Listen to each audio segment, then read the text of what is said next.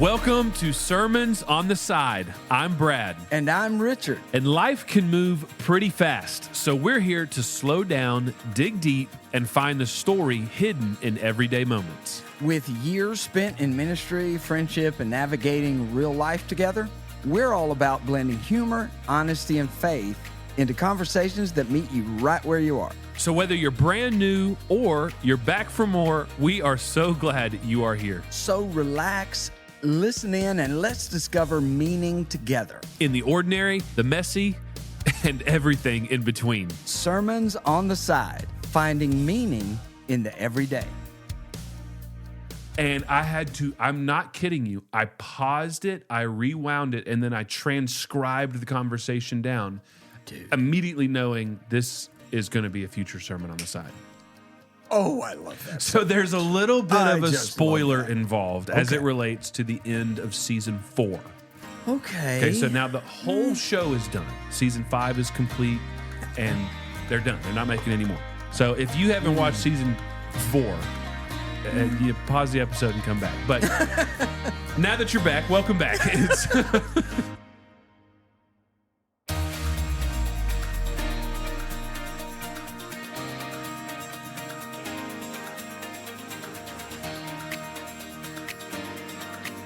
Happy New Year. Sermons on the Side. Come on, 2026. It still feels weird putting 26 when you are doing a journal entry or a check or something. What's a check? What do you mean, what's a check? What a check is we used to have to write out on a check, and it was like money.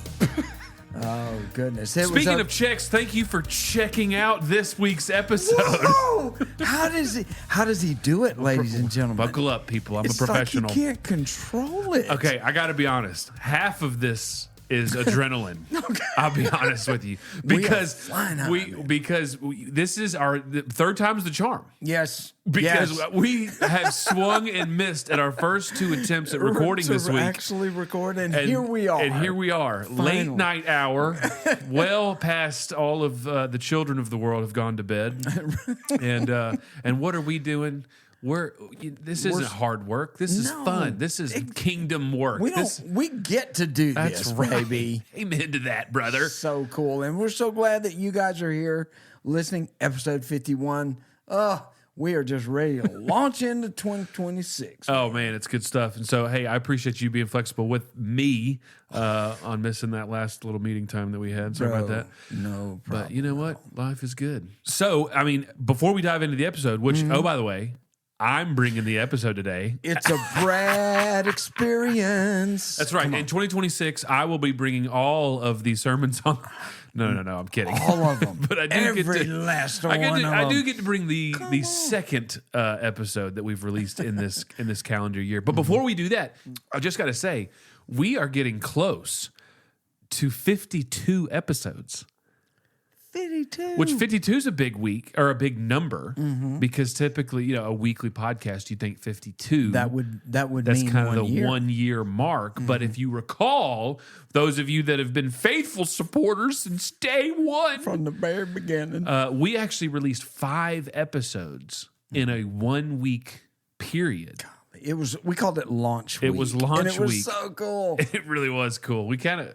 Should we do that again? Should we relaunch week? No, hold on. That's way too much work. Man, yeah. But we're good. But we launched 5 episodes in the first week. And so even though our 52nd episode is happening next week, our 1 year anniversary is a little over a month away. And we've got some plans in the works. Yeah, it's gonna be, we're gonna do some tease that out for now. Special stuff. It's gonna be happy anniversary, baby. Got you on my mind. I'll be honest with you. You do know that song, don't you? No, I don't. But you do so much singing on this podcast, and I'm the singer. And you know what? Painfully obvious to everyone who's listening. They're like, can we invert that whole singing thing? I love it, dude. Anyway, that's a song from the 70s by the Little River Band. I thought you were going to say Little Richard Band. Little River Band. Okay. The Little River Band. Happy anniversary. Okay. Anyway, our anniversary coming up. Special stuff. We'll tell you all about it. But I can just sense, right now I can just sense everybody on the edge of their seat. They're like, "Where's this Bradness? Oh my goodness! Bring the sermon on the side." All right, really, man, looking forward to it. What you got? Well, hey, let's dive in. This might be kind of a quick, little, simple, little, easy little episode as we dive into 2026. But I got to ask you, Richard. Okay. I want this to be engaging. All right, I want you to back. I want to be involved. Right. What is the last show that you have binged? I'm putting you on the spot. You know, it was. Was it? Because just fun fact, while you're thinking about that, we also normally have about 20 or 30 minutes of like where we'll talk and we'll engage. We kind of ease in, and we'll kind of even like maybe prep the episode's flow. Coach, we got here, we pressed record, and we are flying blind. I don't know what the segment is. You don't know what the sermon on the side is. Right. This is rough. Last show you binged. My goodness. I will tell you, it's a. Been doing a lot of episodes of this newer series called Boston Blue, and it's a spinoff from Blue Bloods, which was a family cop show with Tom Selleck.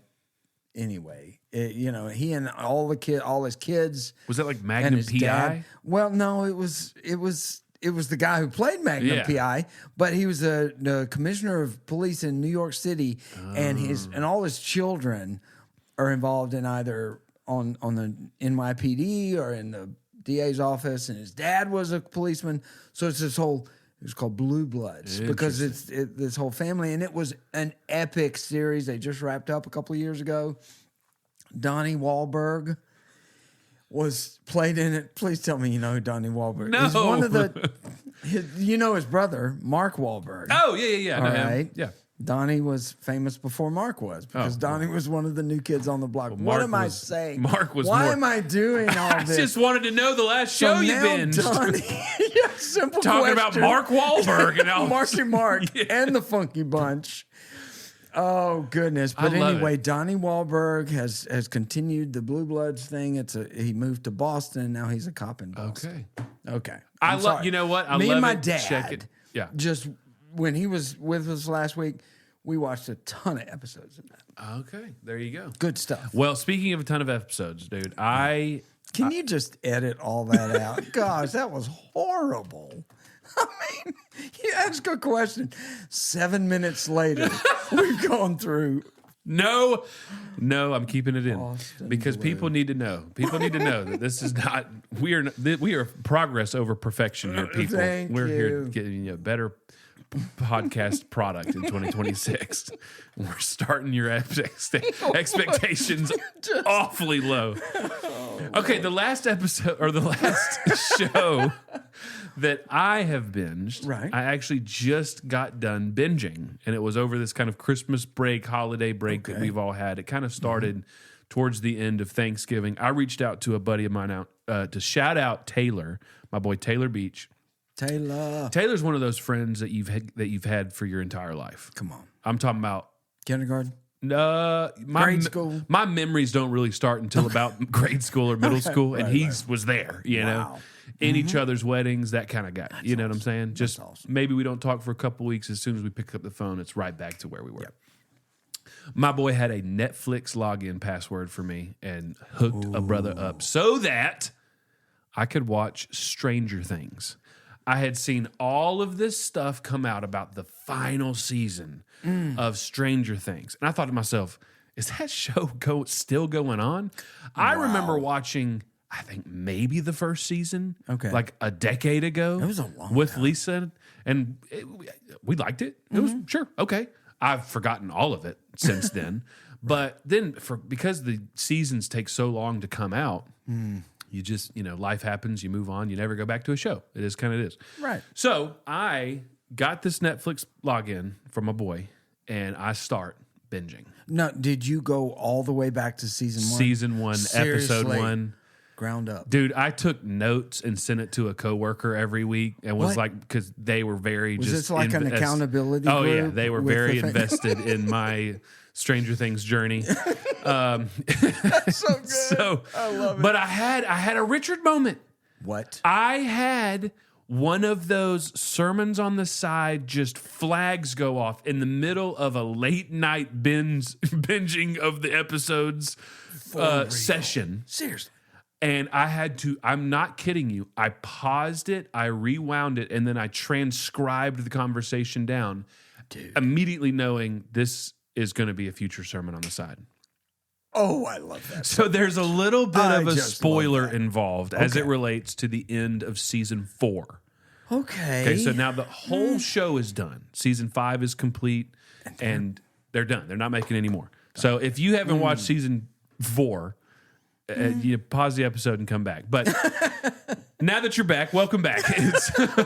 So here's, I'm going to set you a little bit of the premise, okay, for those of you that haven't, because you have or have not watched. I have not watched a single episode. My kids have watched. They always loved it. Yeah. So I just need you to take me there. Yeah, I got back on the bandwagon and was drinking the Demogorgon Kool-Aid pretty strongly. Did you just drop a reference? The word Demogorgon? I mean, it just seemed like. Okay, so there's, all you really need to know is that the main character is this young child named 11. Okay. And her name is 11 because she was worked on like in an experimental way against her will as a child. And she has these powers, these magical... mystical powers that she uses her brain to move things and can, fight the evil powers of the, world or whatever. I'm doing a horrible job of Do you think people are going to name their children 11 numbers because of... I wouldn't be surprised, but that's less of how impactful the show is and more how depraved some people are. Yeah. So in season 4...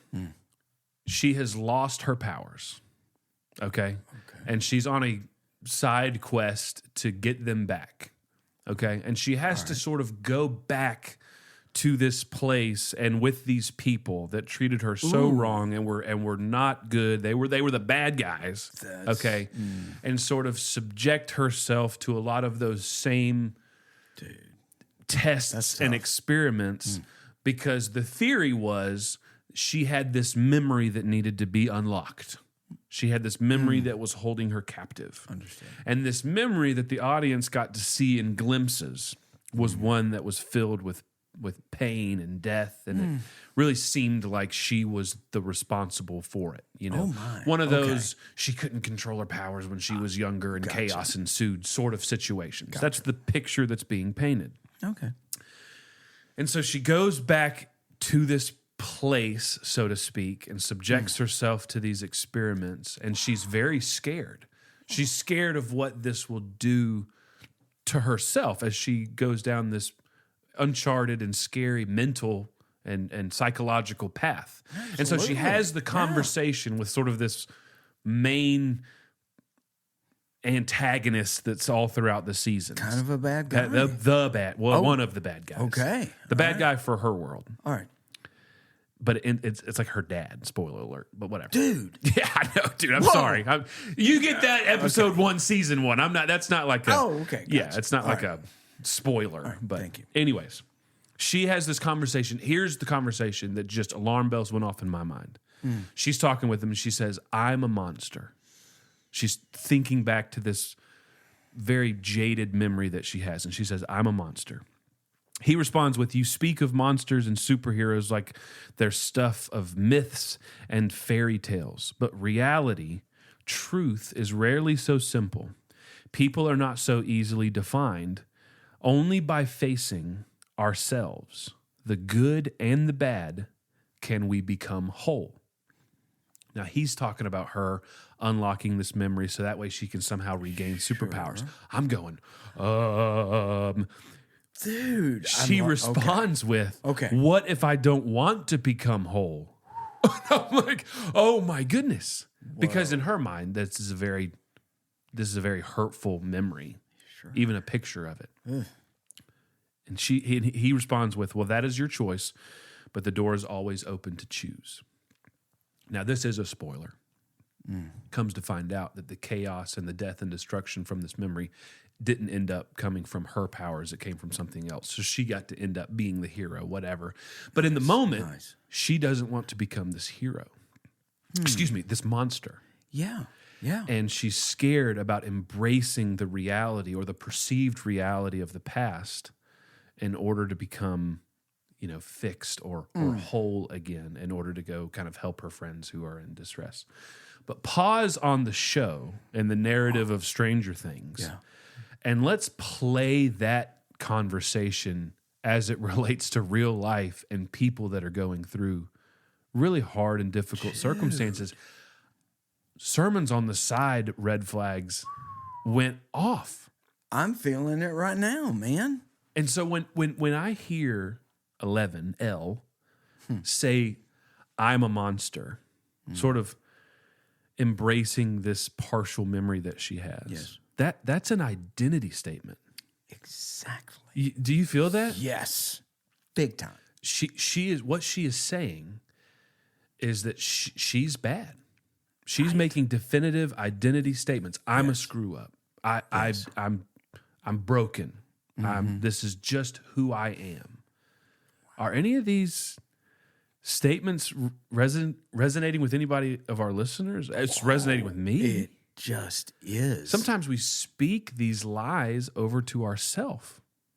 Excuse me. Or perhaps externally, someone has labeled us in a certain way, and we own it, or we embrace it, or accept it, or just choose to believe. And over time, man, we're locked into that in our minds. And that's what makes her father's response so haunting, is when he says, "Oh, you speak in myths and fairy tales, and people aren't that simple." And he says it requires seeing the whole person, the good and the bad, in order to become whole. Wholeness requires seeing the whole story. Yeah. And I mean, in my life, there are chapters and portions of my story that I really wish weren't true. Yeah. And I wish that the good stuff, the good or brighter parts of my story would somehow erase all the bad stuff. But that's not the path to true healing. Right. And that's the same reaction that Elle had. Well, what if I don't want to become whole? Yes. What if I don't want to remember the bad? What if I don't want to engage that memory or that past or that identity statement, whether it's self-inflicted or someone else speaking over me? Gosh. And that did blow up in my mind. This is the spiritual just that 1-2 right here in the little gut. Wow, I'm seeing totally why you hit the pause button. Dude, I've got to just take this thing in. Because wholeness, this idea of wholeness, isn't pretending that bad things don't happen. Mm-hmm. It's embracing the fact that bad things do happen, but that healing doesn't come from editing our story. All right. Oh. Whoa. Okay, that one we need to write that down somewhere. I'm scrambling for a pen. My pen. That was a good one. Mid episode ran out. That's a new pen, by the way. Yeah, but no, not. that's an old pen. You got some new pens tonight. Yeah, but exactly. Okay. So I'm just seriously, man. Whoa. Editing our story is discrediting the story that God is writing. Bro, I would be Elle. I have been Elle. Yeah. 11. They call her Elle? Yeah. Apparently, yes. I thought I heard you say that. So that has been me, where I said, I don't want wholeness, to embrace and to face all the truth of the dark parts of my story. There was part of me that said, I'm not sure that's worth it. And maybe I could just continue on the way I've been, which is just trying to manage it and just trying to look on the bright side and push away. But true, deep, inner soul healing comes from embracing it all and finding our true identity. Because that, and this has for me been one of the most sensitive parts of my, specifically my recovery journey. Mm-hmm. But I know for many of us, our spiritual journey is that's where the lie of the enemy wants to stop us from presenting that to God, because maybe there's something in us that says God cannot heal me or God cannot fix that. Oh, bro, that is strong and deep. It's hitting my heart. And I just want to ask all our listeners to not be afraid and to let this idea sink in and let this thought reach you. And because I think some of us have that fear that you and I are talking about, that we've experienced, that Elle is playing out in this wild conversation on her journey. And she just kind of wanted to get her powers back so she could help her friends get on with her life. Right. How many times was that my thing? Okay, Lord, forgive me, patch me up so I can get back on track, so I could kind of get my life back. And my recovery journey was God saying, no, we're going to bring this thing, we're bringing this down to the slab. Mm-hmm. We're going to fix the foundation and we're going to rebuild. Yes. And in order to do that, there was no way to avoid facing all the darkness while embracing hope of what God could do. And that's why I love that last line of that dialogue so much, because it's a choice.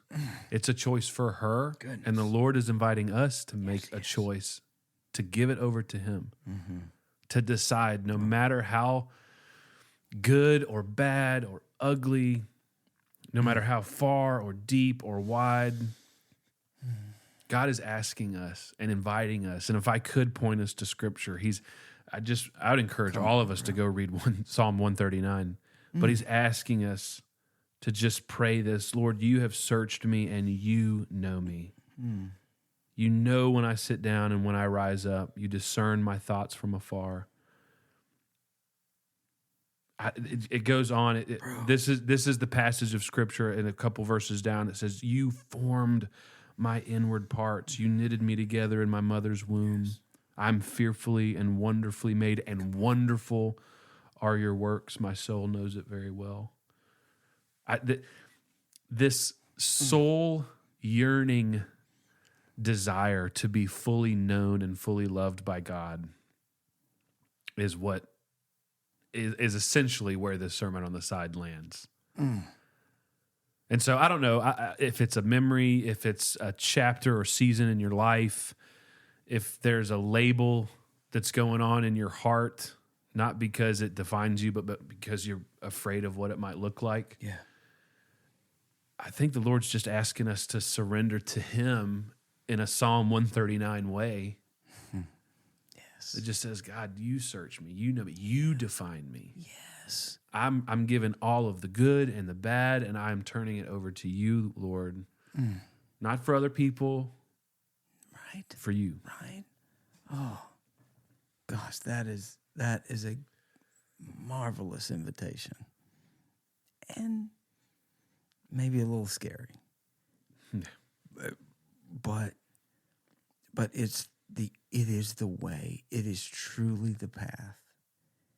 And the healing and wholeness that does wait for us on the other side of that invitation, I mean, only God knows. But it is glorious. It is beautiful. And that's what he's inviting us into. A Psalm 139 opening surrender. Up. A surrender. Yeah.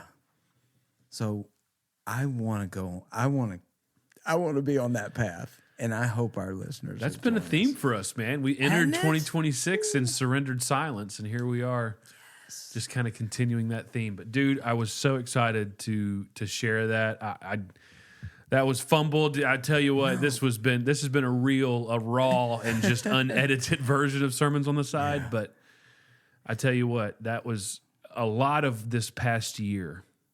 I think even just led to that moment of the Holy Spirit just sort of pinging that. And, late at night, it was probably close to midnight. Yeah. I'm sitting there paused on one phone. I'm transcribing on the other phone. And I'm already thinking, my goodness, this is incredible. The Lord is just challenging me and encouraging me and inviting me to surrender these labels and these memories and these things from the past, so that way I can continue to press on and fight. And Romans 8,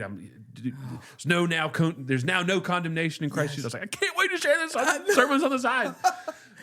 Well, I gotta say, I think that the depth of this and how powerful it is, and how strong it speaks of how God pursues us.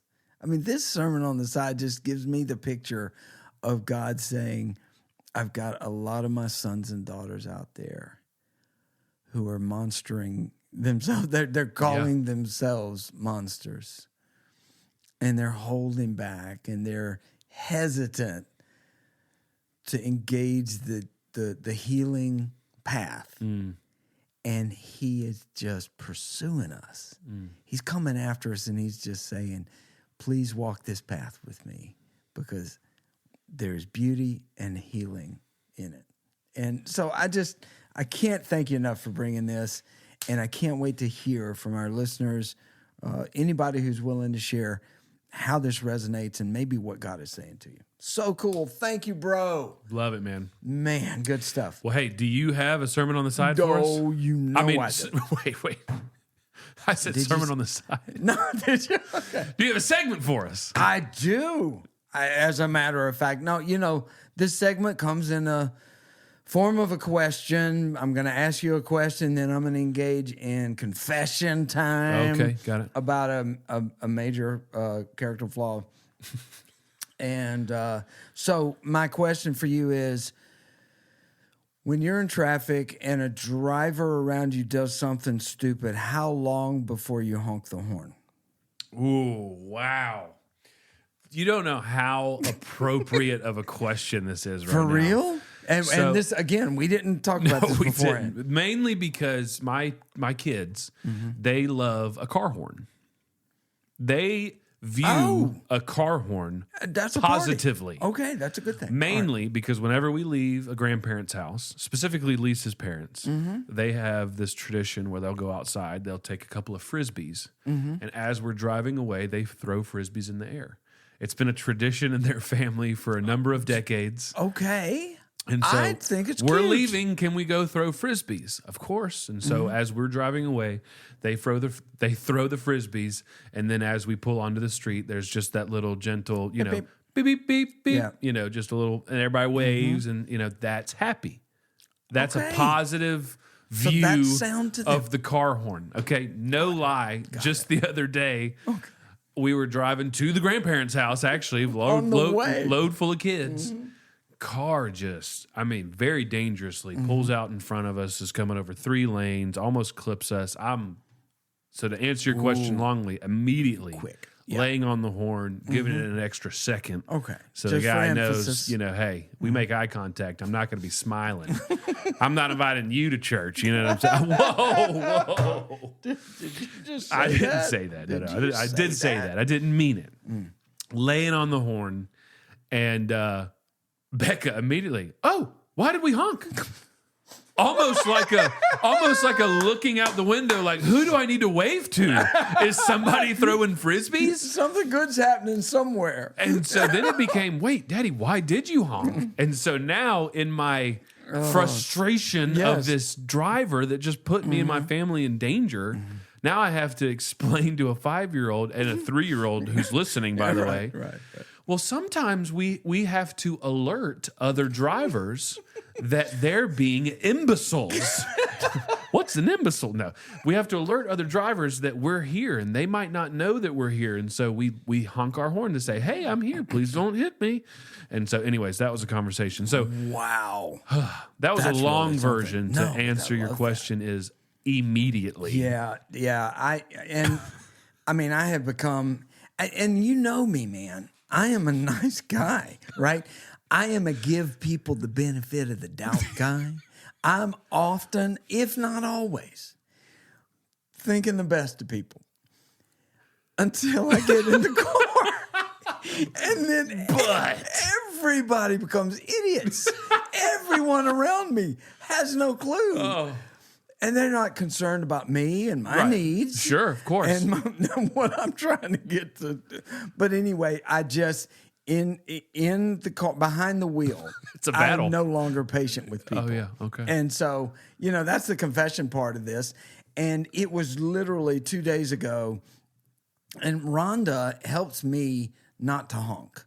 She sees if she notices some kind of oddness going on the road, and she'll look at the wheel, and she'll see my right hand move towards the horn. She's like, "Don't do it, don't do it." It's awesome. Well, because my question to interject here is your definition of oddness behavior, or is it objective? No, oddness. It's totally my opinion. Because it's my opinion. If they're just driving and you're like, they need to get out of that lane because I need to get there, honk.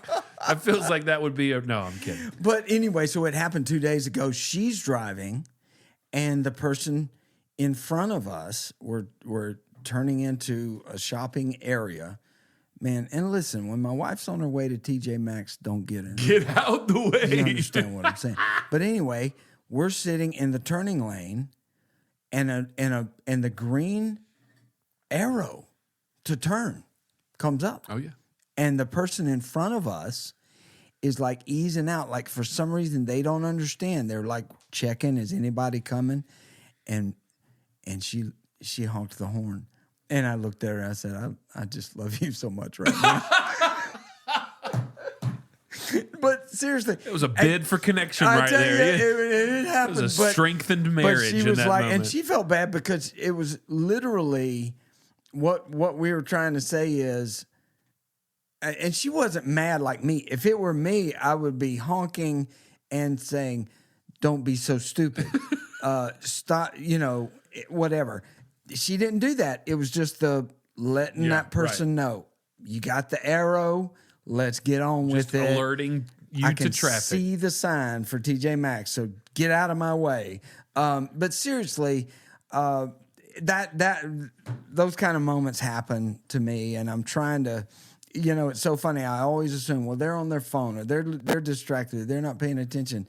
And then I thought, just based on the way my life has been going, the different scenarios I've been involved in, and friends of mine who are going through really difficult things.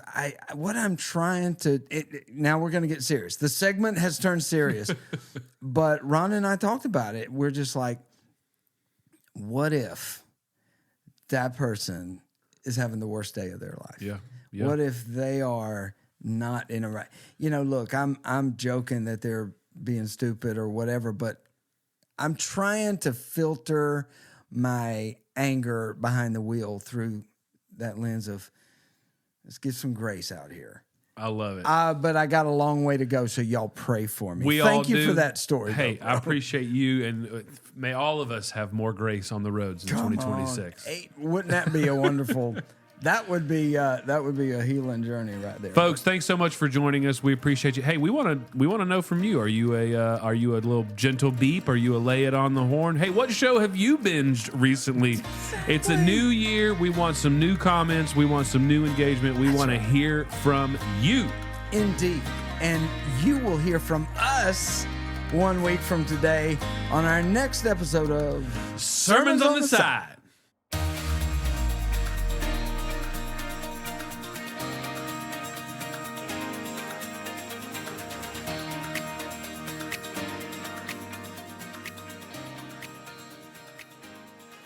So the question is, you have completed even all the way through season 5? Yeah, I'm done. So